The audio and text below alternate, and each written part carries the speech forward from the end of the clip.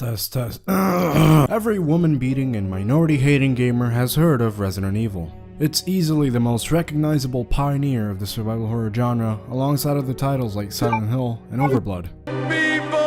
The series and its director's debut on the PS1 is, quite frankly, fucking garbage. With laughably bad live-action cutscenes and voice acting, weirdly lit and colored pre-rendered backgrounds, and a scat-filled trumpet orgy for an OST for the quote-unquote director's cut. In 2001, Mikami was feeling a bit embarrassed about how the game looked in retrospect, with titles like Silent Hill 2 elevating the genre to new heights. So the team decided to start working on a complete remake of the original Resident Evil from the ground up, using brand new assets, a rewritten script, and even motion capture and auditions for real people to base their own characters on. All of this with the goal of turning RE into the closest thing resembling a big budget Hollywood movie for the time. We open to a distressing sight. STAR's Alpha Team is on wrangling duty after Bravo Team went MIA while investigating reports of cannibalistic murders up in the Arklay Mountains. It immediately goes tits up for Alpha Team as well when zombie dogs start visually attacking, forcing the remaining members of the Alpha Team, Jill, Barry, Chris, and Prince Albert Wesker, to retreat into the giant, abandoned, and zombie-infested Playboy Mansion, with their only objective now being to search for any survivors and getting the fuck out of there as quick as possible. Classic survival horror, and especially RE, mainly adheres to three things: limited resources, puzzle solving, and backtracking. A whole lot of fucking backtracking. Trying to take down every single living thing you come across will result in you either running out of ammo quickly or getting your ass dragged around the pavement like a Taiwanese newborn. You'll have to avoid enemies entirely or be sure of which zombies you end up taking down, making every shot count. As for how you shoot shit, you'll get variations of your standard handgun, revolver, and shotgun alongside a grenade launcher or flamethrower depending on the character. You'll be given an option to choose either Jill or Chris as pro tag at the start. Both stories are alternate scenarios at the same events, never overlapping one another. As Jill, you'll partner up with Barry to escape the mansion and get Chris out of prison. And as Chris, you'll partner up with Rebecca Chambers, who I urgently need to mention to everyone how badly I want to drown her in my cum. And Jill too, I guess. The remake offers more than just changes to the mansion's layout. Puzzles and key items have been restructured completely as well. Or even some cat scares that play on returning players' expectations. In Remake, every zombie you kill and how you kill them has a heavy consequence going along with it, because when a zombie is killed and not properly disposed of, its corpse will stay there for the whole game, eventually turning into a Crimson Head. Buffed up red skins that will hit harder, run faster, and will become a general pain in the taint on your limited ammo. These motherfuckers never cease to make my blood run cold every time they get up, partly due to how all their barks are distorted in post. Wow. The only methods of prevention being either landing a clean headshot or burning every zombie right after they're killed, which in itself is another limited resource in the form of kerosene tanks. There isn't enough fuel to burn every single enemy in the game, however, so you have to be very careful with how you do it and on who.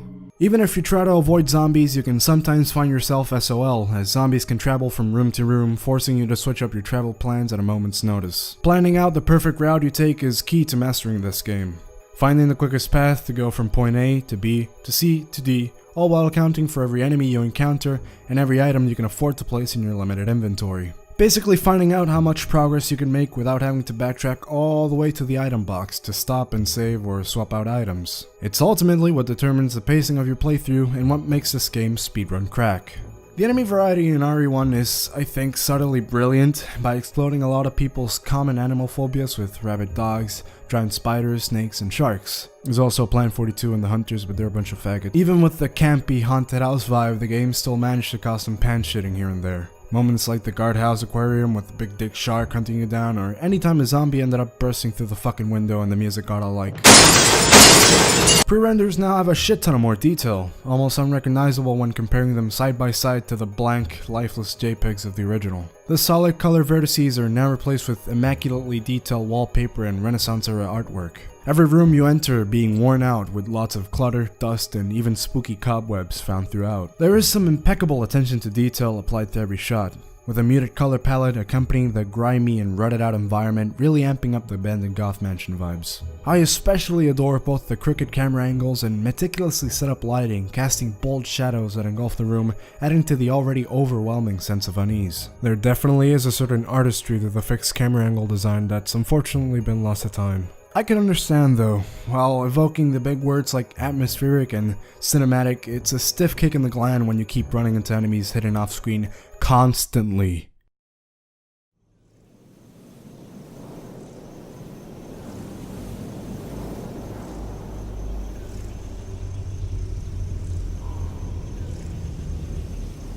Even though the sound design is complete shit at properly communicating enemy placement, its oppressive ambience quickly takes center stage as you traverse the halls back and forth.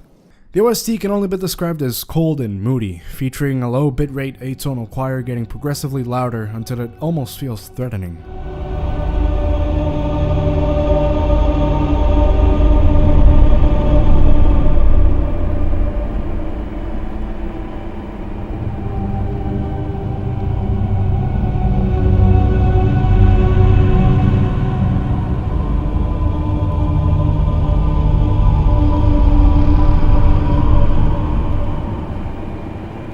The only fleeting sense of warmth found in the save room. I know a lot of you don't really like the whole music rambling segment, so I'll just leave you with this comment expressing why it's such a powerful track. Especially against living things.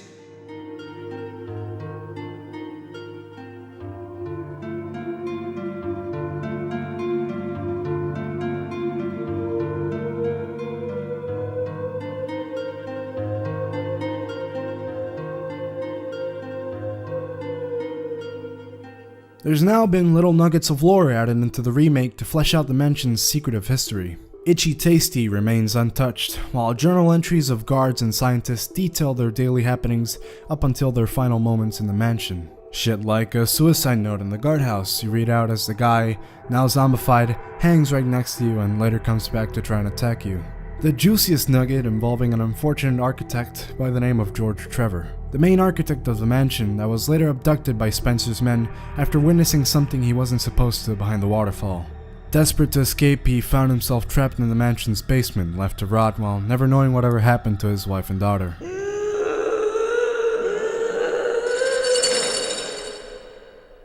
Lucky for us, we get to meet the little sweetheart face to face. Isn't she just adorable?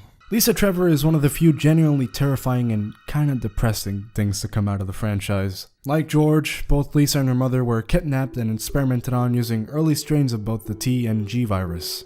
All the testing and horrible inhumane abuse on top of losing her mother made her extremely mentally unstable, going as far as carving out one of her abductor's skin and donning it on to be as close as possible to her mother. While time passed, her mental capacity slowly regressed to one of an infant's, leaving us with these genuinely heartbreaking notes scattered about. The only semblance of closure she gets being when she finds her mother's skull in a stone coffin and then proceeds to comedically jump off a cliff.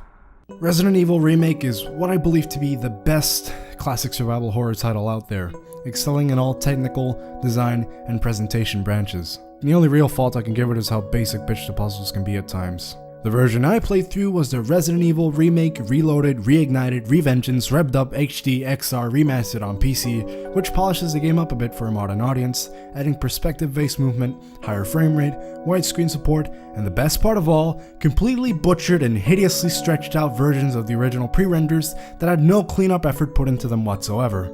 Seriously, like, walking from a crisp 1080p shot into a muddy compressed JPEG is way too drawing for it to go unnoticed. What the fuck? Any excuse of them not having any high-res assets is a load of horseshit because RE0 Remastered is a thing, and both originally came out within 8 months of each other. Despite the glaring fault, the fact that a game from more than 15 years ago looks this fucking gorgeous and still holds up is insanely commendable.